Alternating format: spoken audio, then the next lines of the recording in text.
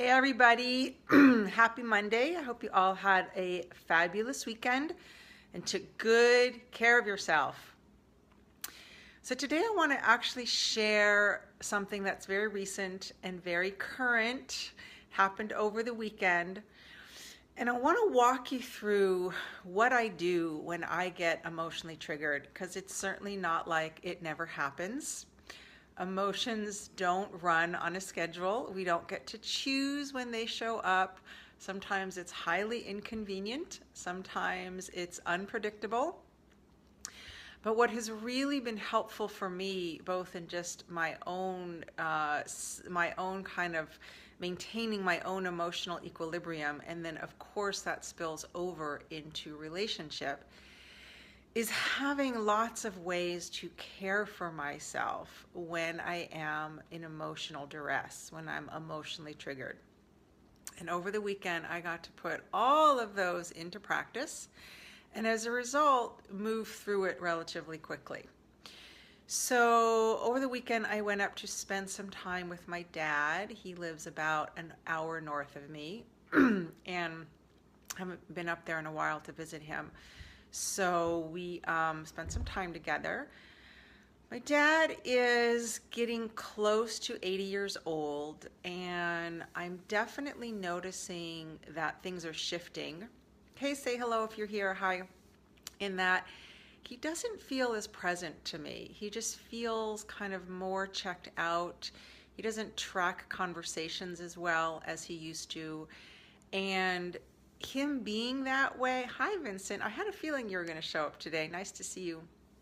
Him being that way reminds me of what it was like to be raised by him, because as a kid, I wasn't especially connected to him emotionally. I felt like he was checked out a lot of the time, and although I know he really loved his kids and he was really a committed, dedicated parent, he wasn't great at it.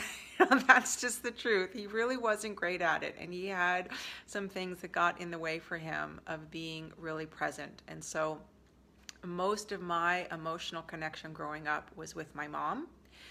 And my coping mechanism and strategy was to not really have a lot to do with him, because I didn't feel especially seen by him. I didn't feel particularly emotionally kind of held and safe. I definitely did not have that sort of daddy's special little girl feeling. And one of the things I want to speak to in that is that oftentimes when I'll work with clients, they'll say things like, oh yeah, I had a horrible relationship with my dad, and that's why I can't attract a great man, or that's why my relationships don't last. And I am just here to testify that whatever went down in your relationship, in your home life, in your relationship with your dad, it is healable. And it by no means has to be a prescription or a predictor for how things have to be in your current adult relationships with men. So I'm here to vouch for that. Wasn't great with my dad. We've definitely done a lot of healing, and I have done a lot of healing intentionally because I don't want to be held hostage by that stuff. So we spent some time together over the weekend. I was noticing that I was feeling like these old familiar feelings that I used to feel as a kid, of being around him and feeling kind of like disconnected and kind of like isolated. And, we would talk about stuff, but I felt like he didn't really track the conversation. He wasn't really asking me many questions. So I really, because it's my intention, I really tried to keep my attention on what I was enjoying about being with him. He lives in a beautiful home. He loves to feed me. He makes me really good food. He cares for me. So that was going on in the background, but I was also present too. I was feeling kind of uncomfortable. And when I got in the car to leave, I just got this big surge of emotion, literally, as I was driving away. Had all these feelings come up, and I started crying, and I knew that it was there and it just needed to come out, and so I just gave it some space. I'm a big believer that there's an incredible intelligence and wisdom in crying, and I know that, let me put these on so I can see what you're saying. Do you think it's because how he was raised or his era?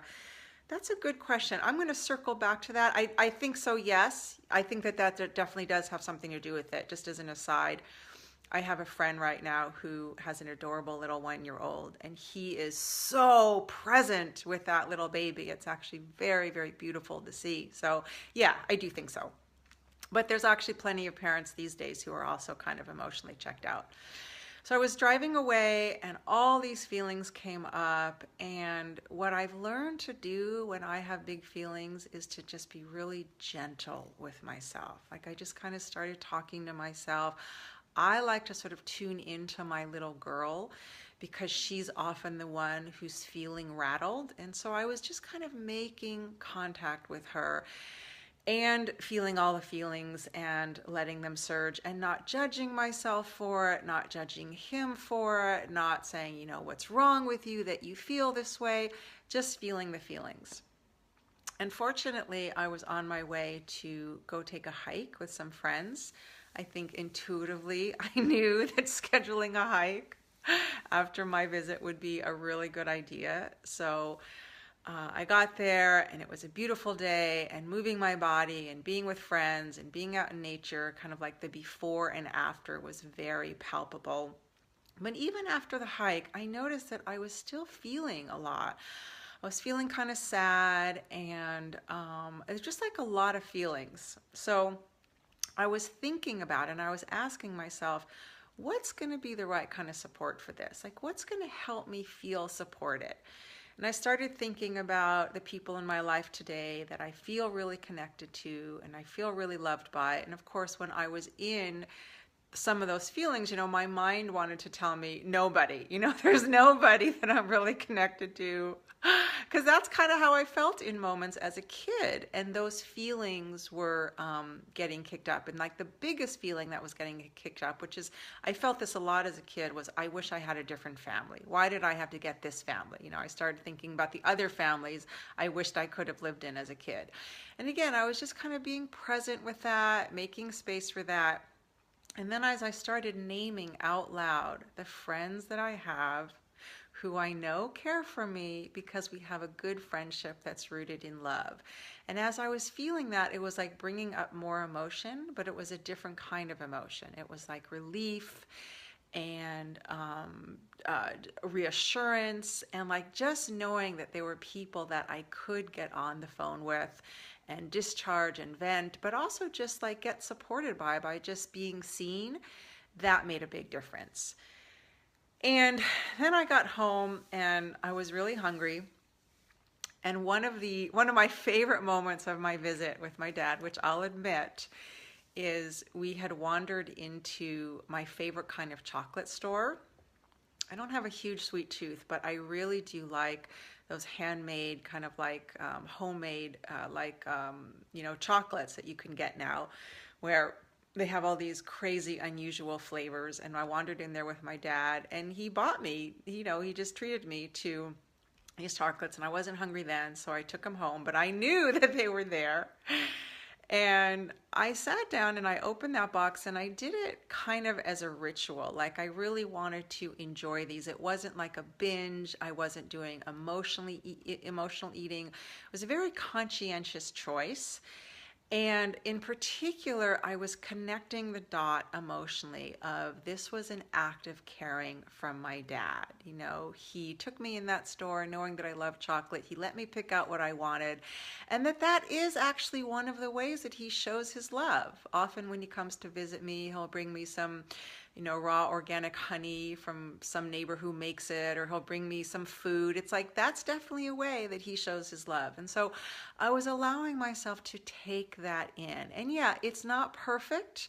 It's not always the kind of love I want to receive or that feels the best. But I was very intentional about not negating that. And as delicious as those chocolates were, and they were really good, I had a kind I'd never had before. Rosemary, goat cheese, truffle. Fucking amazing. So I was kind of connecting the dots inside of allowing myself to rest into what did feel really good about my dad, and that knowing that even though he doesn't always connect with me in a way that feels ideal for me, that in his heart he has a tremendous amount of love for me, and I know that. So I did that, and then I had a plan to get together with some friends in the afternoon. And they came over, and I was just honest and real and transparent when they asked me how I was doing. I didn't couch it or gloss over it. I shared a little bit about what had been challenging for me about the weekend and what it was like, partly to see him age, but it really for me was just more that it was reminiscent of, it stirred up these feelings of how it used to feel most of the time being around him. And in that, also part of the recognition for me was the healing that I'm not dependent on him anymore to take care of my emotional needs in the way that I was as a child. And when I work with my clients and I take them through the process of healing, this is often part of what really connects for them, is that as a kid, we are really dependent on two or sometimes one, a very small cluster of people to meet all of our emotional needs. And so if they're not equipped for it, can be a lot of needs that go without. And so I was just feeling, like the reassurance of these friends at my house who I feel really connected to, and that I could just be so honest and vulnerable and feel supported. And that alone, there was something about naming it and also being seen that helped move it through. And then the last thing I did, because I just knew I needed this, my nervous system was a little bit fried, just because, those feelings have a lot of energy. I really needed some touch. So I scheduled a massage, actually had somebody come to my house, gave me a fantastic massage. I felt my nervous system really resetting. I felt nourished and nurtured, and just really kind of took in that touch as a way of feeling cared for. And I'm happy to say this morning, it's like the feelings are there, but they're more background, and I feel much more settled. And I'm debating, I think I might actually have a conversation with my dad about just, some of like what comes up for me. Not in a way of blaming him or criticizing him, but he and I do have a pretty honest relationship. We've worked at it a lot. He's generally open to feedback. And I think that it would make my next visit easier if I just named some of that stuff. So that's also a way of caring for and supporting myself. So I'm going to pause. Any questions or comments? Is this landing with you guys?